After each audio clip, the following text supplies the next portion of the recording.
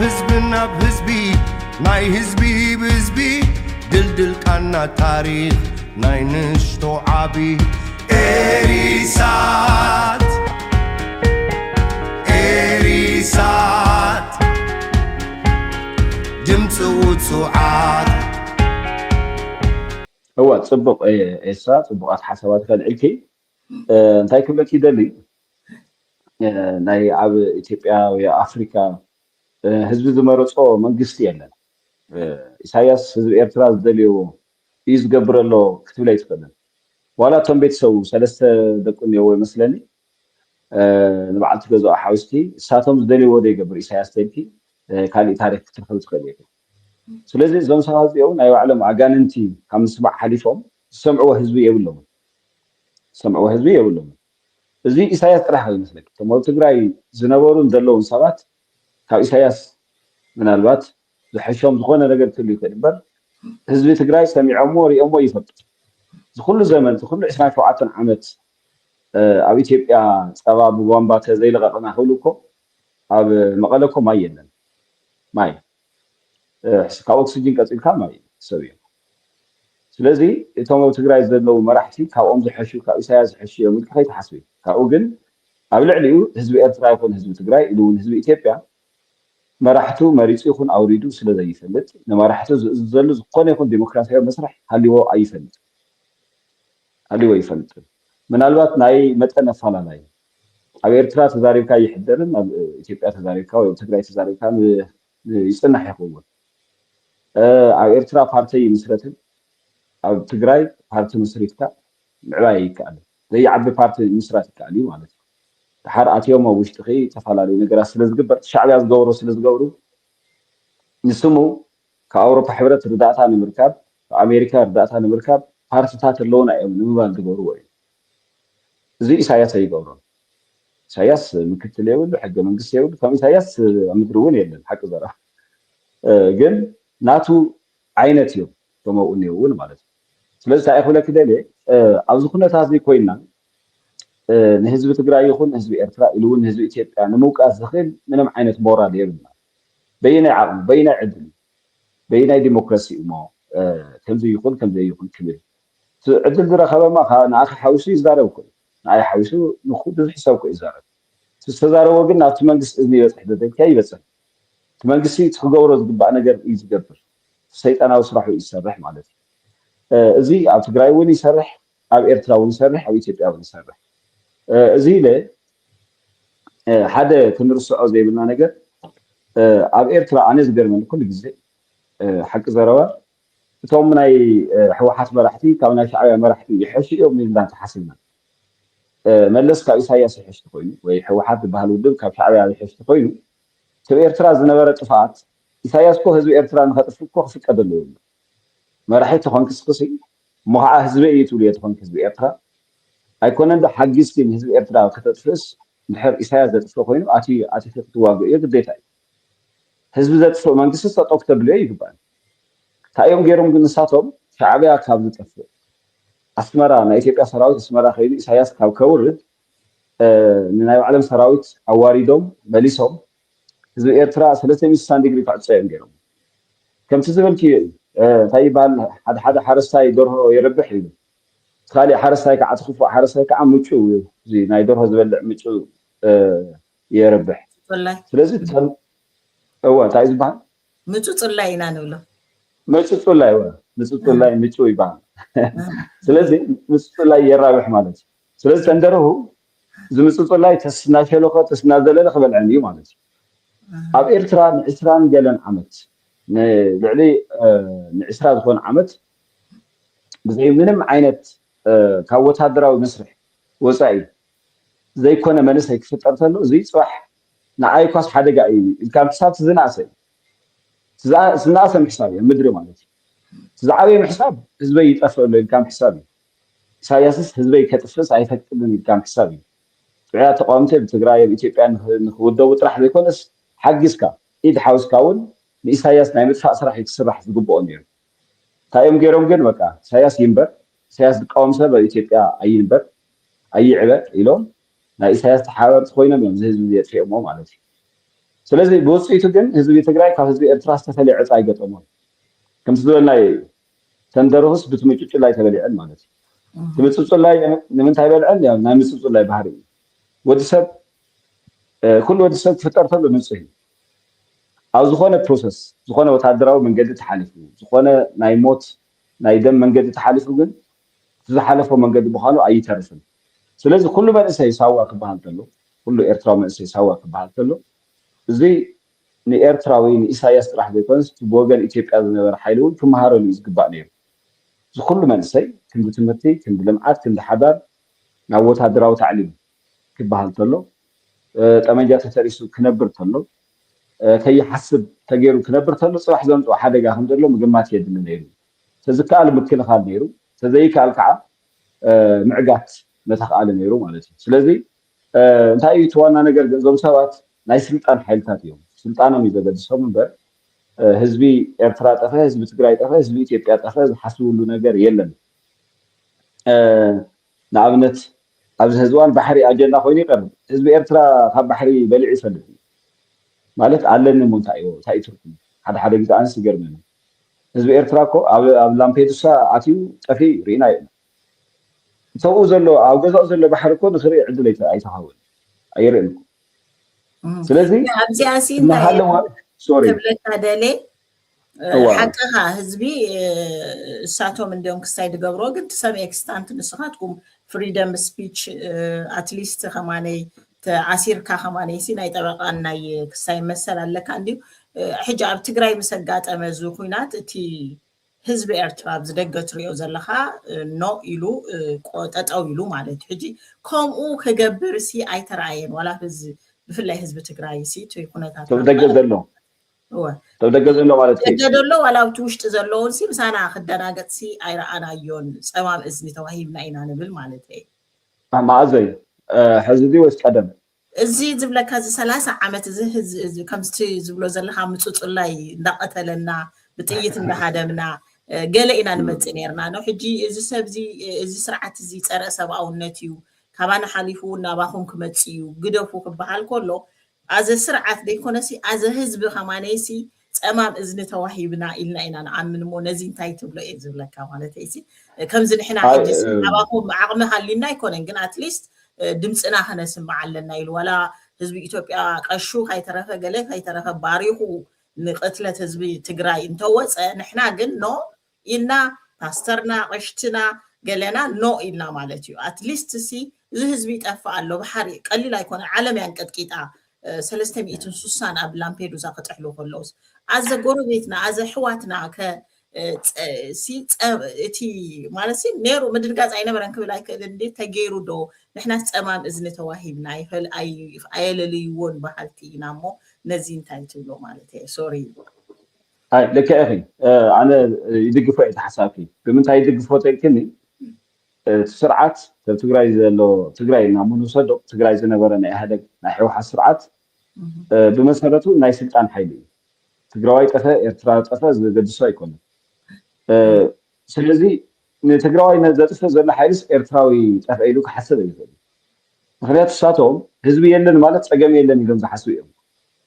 እዚ ካብቶም ዘምሃርዎም ንስታሊን ዝወረስዎ ኣተሓሳስባ እዩ ንስታሊን እኮ ካብቲ ዝተወለድዎ ጆርጂያ እኮ እዮም ህዝቢ የጥፍኦም ሚልዮን ዝኣክል መጀመርያ ስታሊን ዝቀተለ ካብ ጆርጂያ እዩ ጆርጂያዊ ግን ባዕሉ ስታሊን ማለት ጆሴፍ ስታሊን ታሊ እውን ከምኡ ዋላ ሂትለር ከምኡ ካብቲ ዝተወለደሉ ዓዲ እዩ ጀሚሩ ስለዚ ኢሳያስ ኮነ እቶም ሽዑ ዝነበሩ ንመለስ ኤርትራዊ ዝኩሉ ባሕሪ ክጥሕል ተሎ ትግራዋይ እውን ዓዲ ሓዲጉ ፈቆዶ ዓዲ ሃገር ክብተን ተሎ ተፈላለዩ ናይ መጠን ዓይነት ዘይኮይኑ ምንም ተፈላለዩ ኣይነበረን ምክንያቱ ንኣብነት መለስ ናሃለየ ትግራይ ዝኾነ ክነግረክ ልክዕ ኣባይ ወልዱ ዝበሃል መመሓደር ምስ መፀ ኣብ ትግራይ ዝነበረ ነጋዳይ ብሙሉእ ይወፅእ ካብ ትግራይ ብሙሉእ ማለት ልክዕ ካብ ኤርትራ ኢሳያስ ከም ዘውፅኦ ኩሉ ማለት እዩ ብሙሉእ ወፅእ ግን ናበይ ከይዱ ንኣዲስ ኣበባ ንኣዳማ ንኣዋሳ ኣብ ኢትዮጵያ ናብ ዝርከባ ከተማታት ይተበቲኖም ብመሰረቱ ድሓር እዚ እንታይ ሒዙ መፅኡ እቶም ካልኦት ኢትዮጵያውያን ካሊእ ናይ ኣሉታዊ ተሓሳስባ ሒዙ መፅኡ እዩ ምክንያቱ ብሓደ ግዜ በሪሶም ማለት ተነቂሎም ክመፁ ተለዉ مخعات سرعات ناتاتومي ناتهاله ማለት ንትግራይ ሕልፊ ይገብረሎ እናተባሃለ ነቂሎም ክመፅተለው ብትኻሊ ወገን ፅቡቅ ኣረኣያ ዘይነበሮ ነይሩ እዩ ንሱ እውን እዩ ድሓር ነቲ ህዝቢ ክጠፍእ ምክንያት ዝኾነ ማለት እዩ ስለዚ እንታይ ክብለክ ደለየ ከም ስርዓት እዞም ስርዓታት እዚኦም ተመጋገብቲ እዮም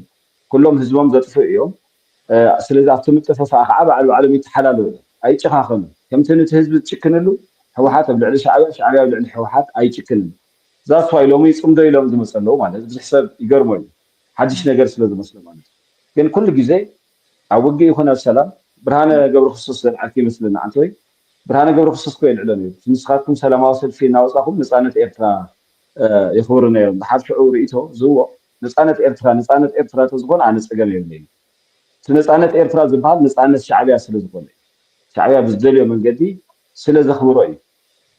ንኣብነት ኣነ ነፃነት ህወሓት ኣይኽብርን ህወሓት ንህዝቢ ትግራይ ፀላኢ ኢለ ስለ ዝኣምን ህወሓት ዘኽብሮ ዝኾነ ይኹን ነገር ርኩስ እዩ ኢለ ዝኣምን ኣብ ኤርትራ እውን ብስም ኤርትራ ዝግበር ዝኾነ ይኹን ሻዕብያ ዘኽብሮ መዓልቲ ብስም ሻዕብያ ዳ እምበር ብስም ኤርትራዊ ይኮነ ስለዚ ብርሃነ እንታይ ኢሉ ኣብቲ ጦርነት ግዜ ማለት ኩሉ መልሲ እናጠፈ ንሕና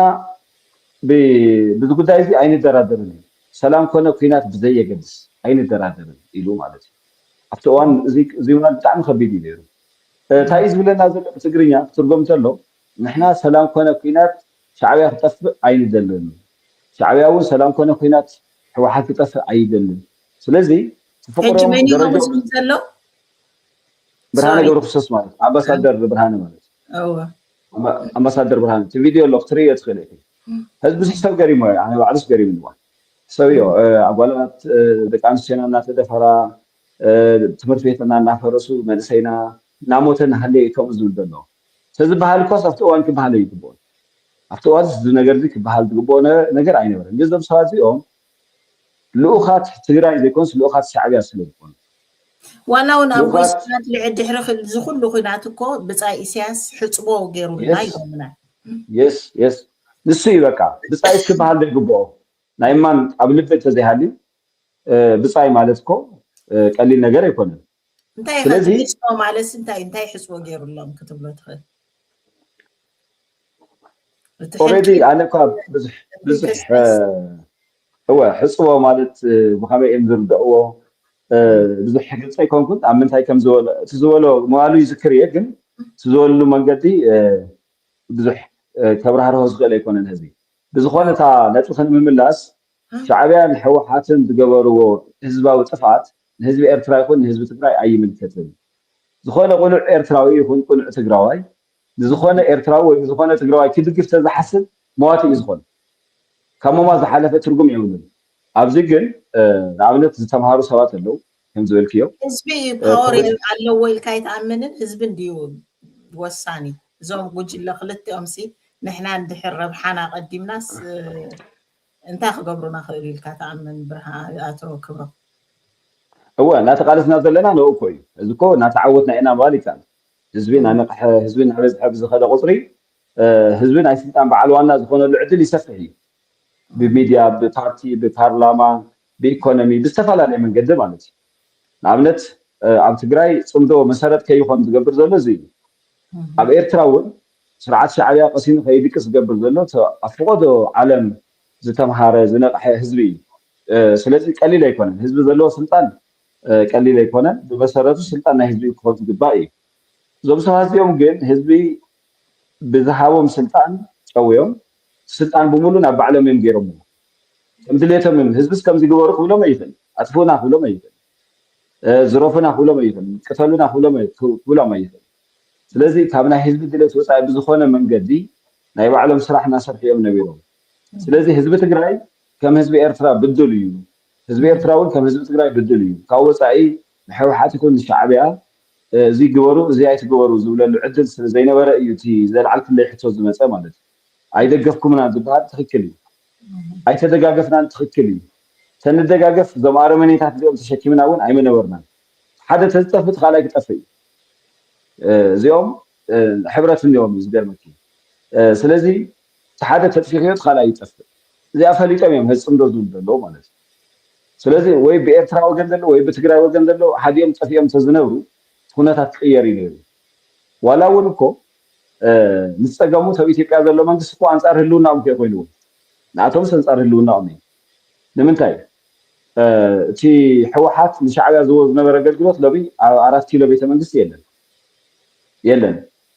ትንሰምዖ ዘለና እቲ ዝኮን ዘሎ ማለት እቲ መስመራ ዘሎ ቤተ መንግስቲ ንአዲስ አበባ ዝነበረ ቤተ መንግስት ዝህቦ ዓይነት ሓለዋ ሎሚ የለን ስለዚ ኣብ ምትሕልላው ዘይኮነስ ኣብ ምጥፍፋእ እዩ ዘሎ ኩነታት እንታይ ንማሊ ኣብ ትግራይ ይኹን ኣብ ኤርትራ ካብቶም ህዝብ ዘለው ስርዓታት ካሊእ ስርዓት መፅኢ እንተኮይኑ ክነብሮ ይኽእሉን ማለት ስለዚ ብሓደ ጠጠው ክብሉ ዝኽእሉ ሓይልታት ስለ ዝኾኑ ካብቶም ክልተ ሓደ እንድሕር ጎዲሉ ሓደ ክነብር ናብ ዘይፍለሉ ደረጃ እዩ ዝኸድ ብዘጋጣሚ እዚ ግን እቲ ኤርትራ ዘሎ ህዝቢ ይኹን እቲ ትግራይ ዘሎ ህዝቢ ዋጋ ዳ ይኽፈል እምበር ንነፃነቱ ዋጋ ዳ ይኽፈል ይቃለስ ዳ እምበር ዝረኸቦ ነገር የለን ሎሚ ትርኢ ኣለኺ መቐለ ኣስመራ እያ መሲለኒ ምንም የብልና ኣስመራ ናይ ኣፍሪካ ሮም ትበሃል ናይ ኣፍሪካ ጣልያን ሮም ትበሃል ዝነበረት ዓዲ ሎሚ ኢሳያስ ኣፈወርቂ ብስሊፐር ዝኸደላ ጋርን ፈረስን ዝዕንድራልና ከተማ እያ ኮይና ዘላ ብተመሳሳሊ እዚ ዓይንና እናርአየ ናብ መቐለ መፅኡ ማለት እዩ ስለዚ እዚ ዘሎ ኩነታት ኣብዚ መንጎ እዚ ህዝቢ ዝደልዮ ግን ፅቡቅ ይደሊ ህዝቡ ክወልድ ይደሊ ወሊዱ ከመርዑ ይደሊ ክቀስን ይደሊ ክለምዕ ይደሊ ካብዚ ወፃኢ ድሌት ዘለዎ ህዝቢ ኣብ ዓለም የለን ኣብ ዓለም ዘሎ ነገር እንታይ ብስም ህዝቢ ዝወፁ ብስም ህዝቢ ዝምሕሉ ንህዝቢ ዘጥፍኡ መራሕቲ ጨካናት ኣብ በብኸባቢኡ ኣለዉ ካብቶም ጨካናት ኣብነታት ተማዋና ዘለው እዮም ስለዚ ቶም ኣብ ትግራይ ናብ ኤርትራን ዘለው ጨካናት ፅምዶ ዳ ኣይበሉ እምበር ኣብዚ ህዝቢ እዋን ፅምዶ ኢሎም ዝተርፍሉ ምንም ዓይነት ዕድል የለን ዕድሎም ኣብቂዕ እዩ ካብ ሎሚ 40 50 60 ዓመት ነቢሮም እዮም ሓደ ስርዓት ክነብረሉ ዘይኽእል ዕድመ እዮም ነቢሮም ርጉምስ ዕድመ ይወሃቡ ይባል ዕድመ ነዊሕ እዩ ዝበሃል ርጉም እንድሕር ጥዑይ ኮይኑስ ኣምላኽ ይፈትዎ እዩ ዝበሃል ባህል ኣለና ኣነ ኣብዚኦም ሰሪሕ ኢለ እየ ዝኣምን ርጉማን ስለ ዝኾኑ በዚ ኣጋጣሚ ከማን እቲ ህዝቢ ትግራይ ሓደ ጆክ ኣብ ኣስመራ እንታይ ይበሃል ነይሩ መስለካ ሓደ ዓብይ ሰብኣይሲ ምሸት ኢሳያስ መፅኡ ኳሕኳሕ ኣቢልዎም ሲ ክፍተ በልዎስ ኢሳያስ እዩ ውይ ኢሎም ሰቢዶም ኣምን ሰጋጌ ሴጣንን ኢሳያስን እዮም ኮይኖም ኳሕኳሕ ኣቢሎም ነቶም ኣቦ ክፍተ በልዎ ሴጣንን ኢሳያስን እጅነት ሴጣን ስሕብ ኣቢሎም ኣትዮም ማዕፅዕፁ ኣቢሎም ሕጂ ኣቦ እሱ ትዘእተኹም እኮ ሴጣን እዩ ኣነ ኢሳያስ ኢልዎ ዳሓን ዝወደይ ንሴጣን ብፀሎት ክሰጉዕ እስኻ ግን ፀሎት ኣይሰገካ ሓይሊ ይሰጎካ ኢሎም እሞ ህዝቢ ትግራይ ማለት ከምለበዋ ከም ሓንቲ ኤርትራዊት እቲ ዝብለካ ዝነበርኩ ፀረ ሰብኣውነት ስለዝኾነ እዚ ሕጂ ሓደ ምጭዋይ እዚ ሕጂ እቲ ዝኸፈአ ናይዚ ስርዓት ክነግረኩም ዋላ ነቲ ናቱ ኣልያንስ ከማን ካብቲ ናቱ ሃዲድ ውፅእ እንተይሉ ይበልዖ እዩ ሕጂ ንምሳሌ እዚ ሰብ ሰኣነ ሰብ ዝበሃል ዝነበረ እሱ ንፅምዶ ኢሉ ክንደይ ዕንድር ነይሩ ሕጂ ግን ኣሎ ዶ ርኢኻ ካብታ ናቱ ዝህብዎ መምርሒ ሸተት ስለ ዝበለ በሊዖሞ ማለት ሕጂ ብጣዕሚ ፀረ ሰብኣውነት ሓደገኛ እዩ እዚ ትርእይዎ ዘለኹም ሓደ ምጭዋይ ሕፀ እዩ ብዙሕ ነገር ከርእየኩም ስለዝኾነስ ካይሳዕረረ እቲ ንሕና ዝረኸብናዮ እቲ ንሕና ዝወደቕናዮ እቲ ንሕና ዝኾንናዮ ክንክኾኑስ ኣይንደሊን ኢና እሞ ከም ህዝቢ ቀፃሊ ወለዶታትና ህዝብና ደቅና ትኸውን መፃኢ ክንሰርሕ ኩላህና ክንነቅሕን እዚኦም ፀረ ሰባት ዝኾኑ ሰባት ክንገጥሞም ኣለና እየ ክብል ዝደሊ ናብ ሕቶይ ክምለሲ ሕጂ በቲ ናይ ብሓቂ ነቲ ስርዓት ፀረ ሰብኣውነት ምዃኑ